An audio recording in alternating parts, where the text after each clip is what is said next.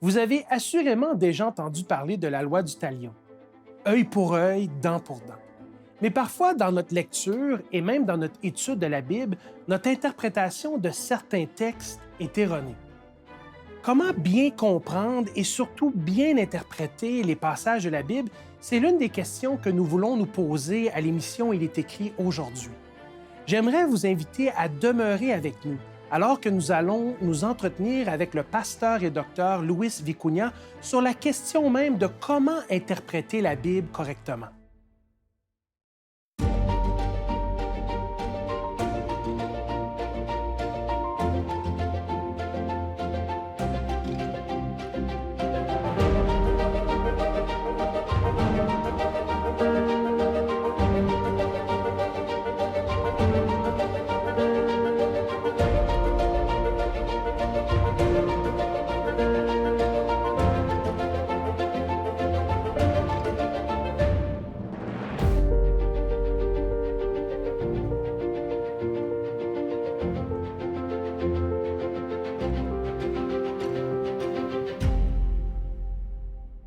J'aimerais vous souhaiter la bienvenue à l'émission Il est écrit. Aujourd'hui, nous allons bien évidemment parler de la Bible, mais plus précisément, nous allons parler de comment la lire, l'étudier et l'interpréter, parce que souvent, lorsque nous étudions la Bible, nous nous trouvons face à l'interprétation erronée de certains textes. Et j'ai avec moi un invité que j'affectionne tout particulièrement, le docteur et pasteur Luis Vicuña. Bonjour, Luis. Bonjour Patrick. C'est un plaisir de t'avoir avec nous ici à l'émission Il est écrit. Tu es un habitué d'Il est écrit. Et nous voulions inviter un théologien aujourd'hui parce que nous voulons aborder la question non seulement de l'étude de la Bible, mais plutôt la question des difficultés que nous pouvons rencontrer dans l'interprétation et la contextualisation de certains textes.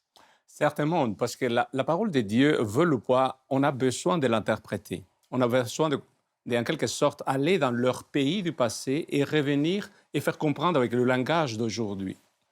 Donc, c'est comment dire, un transfert des pensées et des façons de concevoir les choses. Et souvent, ce qui arrive, c'est qu'aujourd'hui, on prend la Bible et malheureusement, on n'a pas assez de recul pour se poser un certain nombre de questions, j'imagine en lien avec l'historicité du texte, le Mhm. contexte culturel et peut-être d'autres éléments.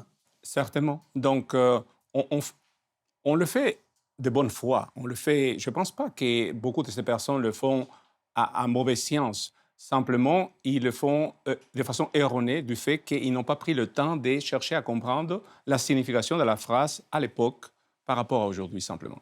Oui, parce que la Bible, en fait, c'est une mine d'or. On peut évidemment y découvrir l'amour de Dieu, l'histoire du salut, mais il y a possibilité aussi d'approfondir certains textes. Mais par moments, on est confronté à des interprétations où si on n'a pas le contexte et la juste compréhension, on peut facilement partir dans une interprétation erronée. Aurais-tu un texte à nous suggérer à titre d'exemple? Oui, oui, bien sûr. Un texte que t'avais déjà proposé, donc c'est Exode chapitre 21, le verset 24. Donc, tu peux le lire. Exode chapitre 21, le verset 24, et je vais le lire pour le bien de nos auditeurs. Et ici, nous disons œil pour œil, dent pour dent, main pour main, pied pour pied. Et si nous continuons au verset 25, brûlure pour brûlure, blessure pour blessure, meurtrissure pour meurtrissure. En fait, ce texte me fait penser à cette fameuse loi du talion. Tout à fait ça. C'est la loi du talion.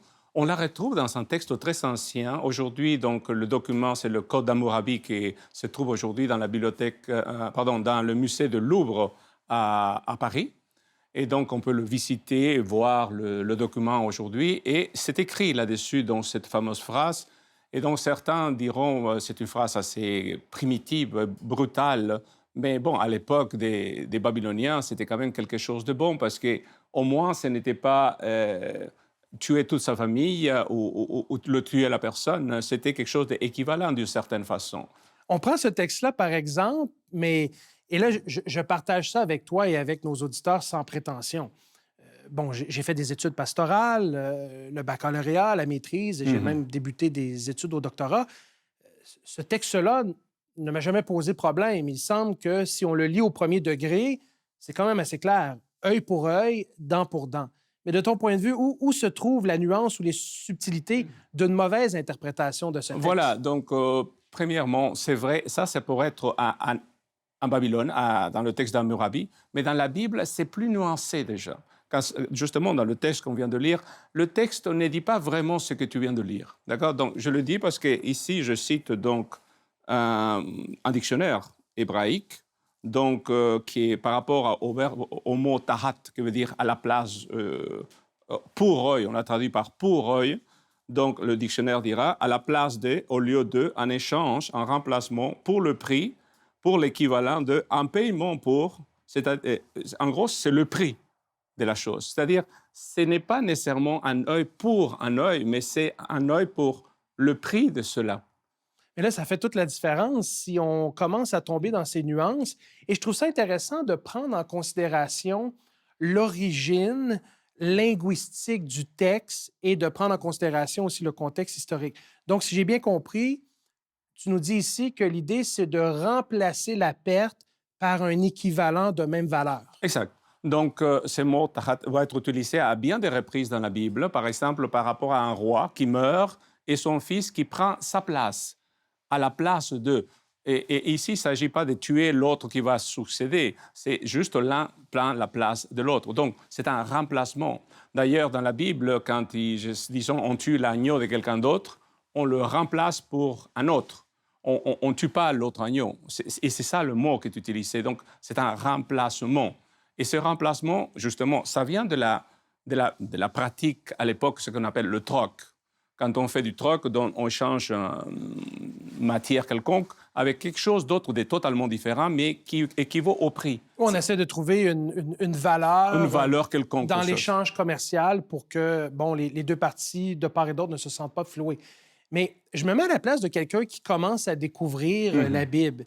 Évidemment, j'en conviens qu'il y a des strates de profondeur au niveau de l'étude de celle-ci. Quelles recommandations pourrions-nous donner à nos auditeurs, justement, pour pas qu'ils se trouvent dans des situations complexes où on serait tenté de lire et de dire, ben là, œil pour œil, c'est clair. Si je me fais crever l'œil, j'ai l'autorisation d'aller crever l'œil de notre prochain. Mais c'est comme ça que d'ailleurs, dans beaucoup de films américains et d'autres qui ont utilisé, tu m'as brisé mon pare-brise, je te raye ta voiture, d'accord? Et ainsi de suite. Donc, tu as tué quelqu'un de ma famille, je vais tuer toute la tienne, hein, et ainsi de suite. Mais c'est pas ça qui dit la parole de Dieu, d'accord? Et quand on étudie un petit peu plus, déjà du temps de Jésus, depuis fort longtemps, c'est une loi qui parle d'équivalence, c'est-à-dire, et c'est ça qui fait aujourd'hui, on fait du point de vue, comment ça s'appelle, légal d'ailleurs. Lorsqu'il y a une personne qui blesse une autre, par exemple, on amène en cours et Le dédommagement, si on veut. c'est ça, le dédommagement va être pesé d'une certaine façon, et c'est ça que déjà le peuple d'Israël faisait à l'époque. Et donc, ce texte, ce n'est pas un appel à la vengeance ou à la revanche au niveau de l'équivalence d'un mal porté sur autrui. Exact. Donc déjà dans l'Ancien Testament, je peux te donner un certain nombre de textes qui montrent clairement qu'il ne s'agissait pas de tu m'enlèves l'un, je t'enlève l'autre. Ça n'a jamais été pratiqué comme ça dans le monde juif déjà. Et encore pire, il y a toute comment ça s'appelle, l'explication rabbinique par rapport à ça. Comment est-ce qu'on doit faire lorsque quelqu'un blesse, par exemple, la jambe de quelqu'un d'autre, ou par exemple, la personne devient handicapée, donc à cause d'un accident quelconque que quelqu'un d'autre a produit. Qu'est-ce qu'on doit, en quelque sorte, donner à cette place? D'accord? Et donc, dans ces cas-là, il y a au moins 5 choses qu'on doit tenir en compte, et en fonction de ça, le prix que ça équivaut. La personne qui a été blessée, par exemple, est considérée comme un esclave. Et un esclave, c'est-à-dire, par exemple, si c'est un coup qu'elle a reçu, combien d'argent serait prêt une personne à recevoir pour recevoir le coup en question? Donc, on évalue le point de vue monétaire. C'est vraiment très, très, très monétaire. Mais ça change la donne parce qu'on se rend compte que finalement, dans ces sociétés, la compréhension était très évoluée et on n'a pas une situation où est-ce que finalement, on interprète de façon erronée que c'est un énoncé biblique primitif ou Non, la Bible, et c'est ça le problème. La Bible n'est pas primitive du tout, là. D'accord? Donc, ici, je cite, c'est un document juif, hein, et plusieurs siècles avant Jésus, Baba Kama, qui dit on doit considérer la blessure, pour la douleur, pour la guérison, pour la perte de temps et pour l'indignité subie. Et chaque chose a son prix. D'accord? Et donc, comment déterminer chacune de ces choses? Et à la fin, voilà le prix de ce qu'il doit payer.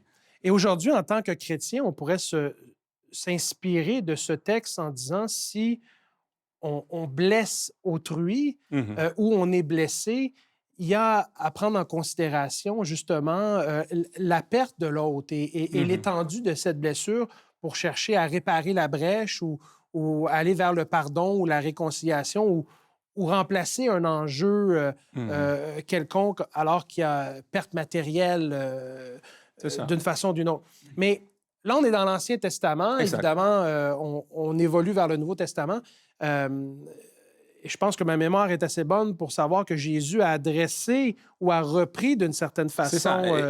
Et c'est ça le grand changement du Nouveau Testament, hein. L'Ancien Testament est dans le prix des choses, donc monétairement, à quoi ça correspond, à l'équivalent des choses. Ici, Jésus arrive avec quelque chose de tout à fait hors norme par rapport au judaïsme d'époque. Il leur dit non, non, non, non, vous avez entendu, mais moi je vous dis. Donc, ça, c'est le texte de Matthieu chapitre, L'Évangile de Matthieu, effectivement. oui, oui, Matthieu chapitre 5, versets 38 à 42, là. On pourrait prendre un moment pour le lire. Matthieu chapitre 5, Versets 38 à 42. 38 à 42, et je lis. C'est Jésus qui parle. Vous avez appris qu'il a été dit, œil pour œil et dent pour dent. Mais moi, je vous dis de ne pas résister aux méchants. Si quelqu'un te frappe sur la joue droite, présente-lui aussi l'autre. Si quelqu'un veut plaider contre toi et prend ta tunique, laisse-lui encore ton manteau. Si quelqu'un te force à faire 1 000, fais-en 2 avec lui. Donne à celui qui te demande et ne détourne pas de celui qui veut emprunter de toi. On est dans un paradigme tout à C'est fait ça. radical. Il va vraiment au-delà de ce que le judaïsme avait fait jusqu'à là. Donc, et chacune de ces phrases a une signification beaucoup plus profonde. D'accord? Donc, je vais chercher à faire court, mais par exemple, donc, quand il dit, bon, c'est vrai, quand il dit ne résistez pas aux méchants, ça ne veut pas dire que je dois rester comme, je ne sais pas, inactive lorsque quelqu'un veut faire du tort à ma famille ou veut me tuer ou quoi que ce soit. Et il ne dit pas de rester passif et se faire tuer. C'est pas ça qu'il dit Jésus, Non, hein. parce que la Bible inclut le principe de légitime défense. Exact, tout à fait. D'accord? Mais on parle d'autres choses ici. Donc, je reviens sur la première phrase. Il dit, si quelqu'un te frappe sur la joue droite, pardon, présente-lui l'autre. Donc, en général, les gens sont droitiers. D'accord? Pour quelqu'un de droitier te frappe dans la joue droite, il faudrait qu'il le fasse Du revers de la du revers main. dans la main. Et dans la pensée juive d'époque, faire cogner quelqu'un avec le revers de la main, c'est un énorme insulte. Donc, comme ça, c'est comme ça une chose, mais le revers, c'est vraiment C'est un autre niveau de porter atteinte à à l'intégrité et la l'intégrité d'une dignité personne. de la personne. D'accord? Et donc, ce que Jésus est en train de dire, si jamais quelqu'un vous insulte, vous dit les choses les plus horribles, et si vous êtes un enfant de Dieu, vous devez lui donner encore qui continue à vous insulter s'il faut. C'est-à-dire, ne répondez pas de la même façon, ne faites pas de la même manière. Un peu comme Pierre qui demandait à Jésus combien de fois il devait pardonner son prochain. Jésus qui amène le principe du pardon à un autre niveau, un standard très élevé. C'est ça. Donc, parce que vous êtes des enfants de Dieu, vous êtes des enfants de la promesse, vous êtes des héritiers de Christ. Donc, même si on vous insulte, ça n'a aucune incidence sur ce que vous êtes. Au contraire, vous montrez le caractère du Christ. C'est ça qui est arrivé avec Jésus. Il va être bafoué, il va être insulté, il va être méprisé. Et à la croix, la seule chose qu'il va dire, c'est pardonne-leur. Ils ne savent Parce- pas ce qu'ils font. Voilà. Ce que je trouve intéressant, c'est qu'on commence avec une interprétation d'un texte dans l'Ancien Testament qui, par moments, est lu au premier degré et mal interprété. Mais corrige-moi si je me trompe, peut-être un des principes bibliques qui est utile à nos auditeurs, c'est que si on étudie un sujet dans la Bible, c'est très dangereux de s'arrêter à seulement un texte. C'est ça. Là, tu nous as amené dans le Nouveau Testament, dans l'Évangile de Matthieu, pour faire un comparatif. C'est ça, parce que, en quelque sorte, le texte était déjà compris du point de vue monétaire, on a déjà parlé, mais Jésus veut amener à comprendre qu'un enfant de Dieu, un chrétien, il n'est pas juste monsieur tout le monde, il va au-delà de ça. et dans son amour et dans sa patience. Justement, la phrase suivante, si quelqu'un veut plaider contre toi et prendre ta tunique, laisse-lui encore ton manteau. Donc, ça, c'est une référence à la loi de l'Ancien Testament, dans laquelle il dit, si quelqu'un veut prendre ta chemise, donc tu peux lui donner, mais le manteau, il doit te le rendre avant le soir, parce que c'est avec ça que les gens dormaient. Ils se couvraient, ça servait de couverture. Et tu ne peux pas, selon la loi, prendre même le manteau à quelqu'un parce que ça l'empêchait de vivre d'une certaine façon. Parce qu'en général, les gens en avaient juste un. Donc, c'est un emprunt, mais dans le but aussi de redonner ce qui avait été emprunté. Oui, non, et donc, oui, c'est un emprunt, mais il le laisse comme une caution pour quelque chose. Donc, mais tu dois le rendre, même s'il ne t'aideront pas l'argent, tu dois le rendre. Ça, c'est l'Ancien Testament. Je suis dit, non, non, laissez-le prendre tout. C'est-à-dire, nos propriétés, tout ce qui nous appartient, ça ne nous appartient plus désormais, ça appartient à Christ, et Christ va prendre soin de nous. Donc, on passe à une confiance en Dieu au-delà de celle que l'Ancien Testament est en train de changer, l'Ancien Testament, est en train d'ouvrir un amour envers le prochain qui va au-delà de tout ce qui a été dit dans le Lévitique. En fait, c'est qu'on tombe de la lettre de la loi ou de l'enseignement à l'esprit de celle-ci et comment elle doit se manifester. Et je pense que Jésus a été celui qui a été le mieux placé, étant donné qu'il était le Fils de Dieu, le Messie, pour venir donner la juste interprétation des textes de l'Ancien Testament et comment ils s'appliquent dans la vie quotidienne à son époque, mais aussi aujourd'hui. Pour le bien de nos auditeurs, quelles recommandations pourrais-tu nous donner afin de nous éviter d'interpréter de façon erronée la Bible? Simplement prendre le temps de l'étudier, de comparer des versions, par exemple, de changer d'une version littérale. Donc, je conseille toujours à quelqu'un qui étudie la parole de Dieu d'avoir au moins 3 versions différentes. Une qui soit le plus littérale possible, comme ça on a vraiment comment le texte a été dit. Une qui soit un petit peu au moyen entre les deux et une qui soit facile à comprendre, en gros. Comme ça, tu lis celle du milieu, mais là où tu te dis, ah, c'est étrange cette affaire, tu vas aller voir dans le littéral pour voir qu'est-ce que ça dit de façon un peu plus mot à mot, en quelque sorte, et tu vas voir le plus facile pour comprendre la signification des choses. Parce que, veulent ou pas, la Bible a été écrite en hébreu d'abord, en grec ensuite. Il y a des façons de penser et de dire des choses que c'est facile à, comment dire, faire une erreur parce que nous, on parle en français, nous, on réfléchit en français, et des fois, c'est un faux ami qui nous fait penser en français une chose qui ne correspond pas aucunement à la signification du texte, simplement. Tout à fait. Et en terminant, Louis, j'aimerais savoir, et évidemment, on ne peut pas tous faire des doctorats, mais on est dans l'appréciation pour ceux qui en ont fait un sujet d'étude approfondi et qui peuvent transmettre le savoir biblique. Comment est-ce qu'un étudiant de la Bible, est-il possible pour quelqu'un qui étudie la Bible d'arriver à une juste compréhension de celle-ci sans nécessairement être obligé de passer par de hautes études théologiques? Oui, certainement. Donc aujourd'hui, grâce à la technologie, on a accès à des petites applications assez faciles à utiliser qui te donnent des petits dictionnaires hébraïques dedans, ils t'expliquent les mots et il te fait plonger dans la Bible gratuitement dans ton cellulaire ou ceux qui n'ont pas de cellulaire, il y a des petits livres qui ne sont pas trop chers qui te permettent d'aller un peu plus en profondeur et pas juste en superficie parce que malheureusement, on a la tendance à juste lire dans la superficie et interpréter de façon assez simpliste un texte quand même qui a près de 3000, oui, plus de 3000 ans d'ancienneté, quoi. Donc, et comme ça, on peut comprendre davantage la pensée et la signification de ce qu'on lit, simplement. Tout à fait. Louis, Docteur Vicuña, théologien, pasteur, on aimerait te remercier d'avoir passé ce moment avec nous et ça m'a donné le goût d'aller approfondir encore plus le texte. Et j'aimerais te demander de faire une prière en ce sens, que nos auditeurs aient eux aussi le désir de prendre le livre qui est la parole de Dieu et de l'étudier encore plus en profondeur pour découvrir l'amour de Dieu pour tous et chacun. D'accord. Nous te remercions, Seigneur, de ta parole. Nous te remercions, Seigneur, de la possibilité que tu nous donnes de l'avoir pour la comprendre, pour connaître, Seigneur, ta volonté. Mais aide-nous, Seigneur, à être diligents dans l'étude de cette parole afin de comprendre, Seigneur, ta volonté afin que ce ne soit pas nos idées, nos pensées, mais celles qui viennent de toi, afin que cela puisse nous guider dans notre vie quotidienne. Seigneur, fais ce travail dans chacun de nous. Ouvre nos cieux, nous t'en prions, au nom de Jésus. Amen.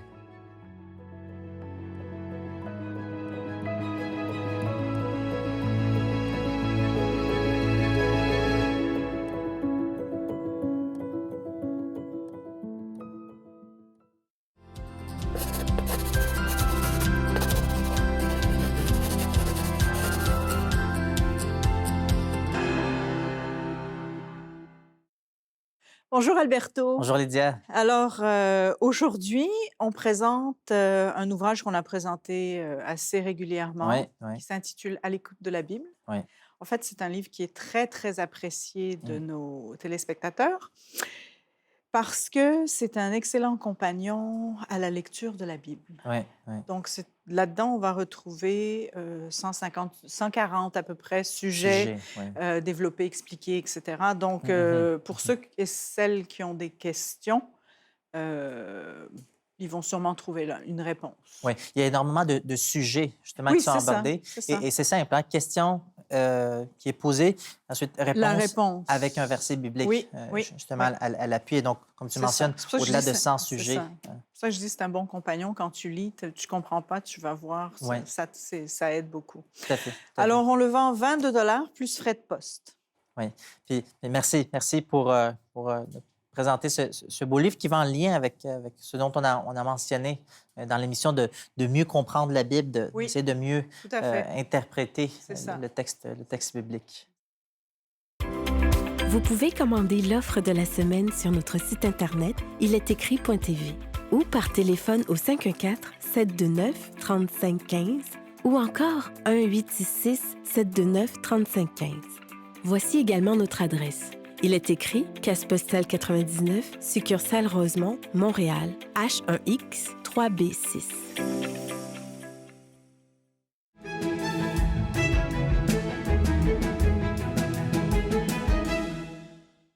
Donc, pour continuer notre échange, Lydia, on va également parler des groupes de partage. Hein. Tantôt, on parlait de mieux comprendre le texte biblique, au-delà de mieux comprendre, de bien l'appliquer dans notre vie. Mhm. Et s'il y a un endroit dans lequel il y a un échange qui est fait autour de ce que la Bible enseigne, ce que la Bible dit, c'est bien dans les groupes de partage. Tout à fait, tout à fait. C'est Oui, un oui. un excellent endroit où on peut approfondir avec d'autres. Parce que souvent, on va étudier tout seul, chez soi, ce qui est très bien. Mais parfois, il peut y avoir des sujets ou des passages qui nous paraissent un peu difficiles à comprendre. Puis parfois, quand on le fait ensemble, on le lit ensemble, ben, tout d'un coup, ça devient plus clair. Voilà, parce que on a un peu la réflexion de tout le monde. Donc, on peut arriver à trouver vraiment la signification du verset. Oui, oui. Et ça, comme tu le mentionnes, une des choses que j'aime bien quand je participe dans des groupes de partage que nous avons un peu partout Au Québec. ici au Québec, c'est justement l'aspect de quelqu'un qui va voir un détail ou qui va aborder un texte biblique d'une façon que je n'avais pas abordé auparavant. Exact, c'est ça. Et tout à coup, je découvre quelque chose de nouveau, quelque chose de différent. Et je dis, tiens, la Bible a une richesse. Hein?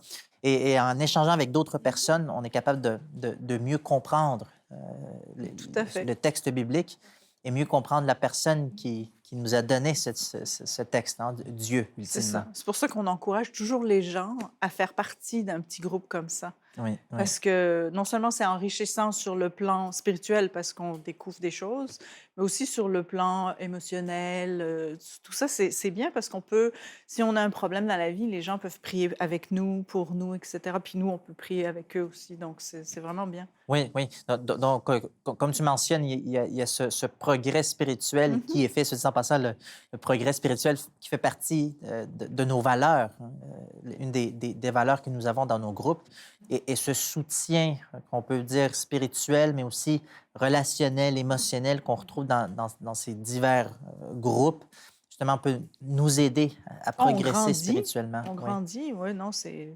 Moi, j'encourage tout le monde à faire partie d'un groupe comme ça. Voilà. Donc, on veut justement les encourager, les inviter, s'ils participent déjà, à pouvoir, s'ils ont des amis, des connaissances, à pouvoir les inviter à participer dans Tout à ces fait, groupes tout de à fait. partage. Et s'ils n'ont jamais essayé ou ils essaient encore, ils peuvent nous appeler, nous contacter. Sur le site Internet, il y a également de l'information C'est sous ça. groupe de partage, dans lequel ils peuvent voir le déroulement d'une rencontre. Et donc, on veut justement les encourager à pouvoir nous contacter, nous poser des questions. Elles sont toujours bienvenues, Bienvenue, leurs oui, questions. c'est ça. Les Écritures nous révèlent que Dieu souhaite que nous prenions soin de notre corps et, pour ainsi dire, notre santé. Pour cette raison, je vous invite à demeurer des nôtres pour cette capsule santé avec Caroline.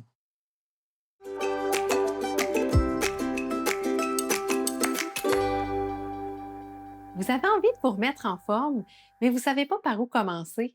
Eh bien, je vous propose aujourd'hui de faire de l'exercice par intervalle. Cette méthode a fait ses preuves depuis longtemps et est très efficace pour tous les âges. C'est facile de l'adapter, c'est simple et vous pouvez pratiquer cette méthode à peu près avec tous les exercices cardiovasculaires. Alors, en quoi ça consiste, l'exercice par intervalle? Vous choisissez votre exercice, par exemple le vélo. Et là, vous allez commencer à faire votre échauffement. Donc, vous vous installez doucement. On commence, ça peut être du vélo intérieur, mais ça peut être aussi dehors quand la saison le permet. On commence quelques minutes de réchauffement. Par la suite, on va alterner. Donc, on va faire, par exemple, un 30 secondes d'exercice intense. Donc, on va à notre maximum, ou en tout cas, il faut quand même être essoufflé. Selon votre âge aussi, allez-y selon vraiment votre âge et votre condition de santé. Donc, ça se peut que vous alliez juste un peu rapidement. Allez-y selon votre capacité. Mais l'important, c'est d'être rapide, de faire un exercice un peu plus intense pendant un 30 à 60 secondes. Par la suite, on va faire un 30 à 60 secondes d'exercice plus modéré ou même ça pourrait être de repos. Par exemple, si vous faites de la marche, vous pouvez faire une marche rapide en alternant avec un repos, mais c'est mieux quand même de continuer à bouger un petit peu sur place pendant la période plus relaxe. Donc, on alterne ainsi de suite des périodes d'activité intense et repos pendant un 20 à 30 minutes ou selon la durée de votre entraînement. Ça va vous permettre d'être moins fatigué, moins épuisé à la fin de votre entraînement. Vous allez augmenter votre capacité plus rapidement. Ça diminue beaucoup les courbatures. Et apparemment, ça pourrait même améliorer le fonctionnement de la glande thyroïde. Donc, c'est vraiment intéressant, adaptable selon votre âge, votre niveau d'exercice et vous allez voir que ça va être encourageant pour vous.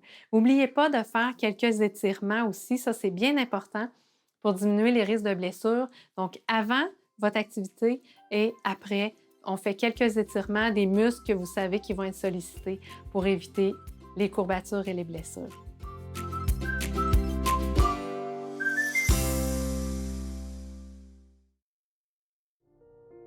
L'émission Il est écrit est produite dans le but de vous aider à mieux connaître Dieu à travers l'étude de la Bible.